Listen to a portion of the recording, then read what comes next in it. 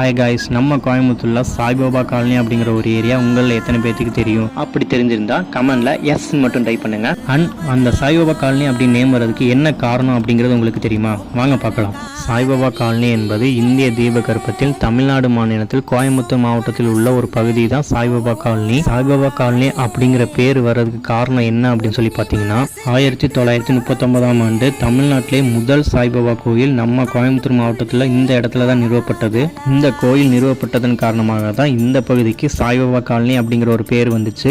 உயர் மற்றும் நடுத்தர மக்கள் வாழும் இடமா நம்ம சாய்பாபா காலனி அமைஞ்சிருக்கு. And Thadagam road, Mettupalayam road இரண்டுக்கும் இடையில தான் நம்ம சாய்பாபா காலனி அமைஞ்சிருக்கு.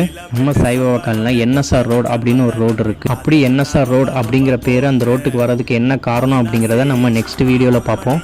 அண்ட் நீங்க சாய்பாபா காலனி, வெங்கிட்டாபுரம், வேளாண்டிபாளையம், கோயில்மேடு, இடையர்பாளையம், கணுவாய் இந்த சரௌண்டிங்ல இருந்தீங்க அப்படின்னா கமெண்ட்ல ஒரு ஹாய் சொல்லிட்டு இந்த வீடியோ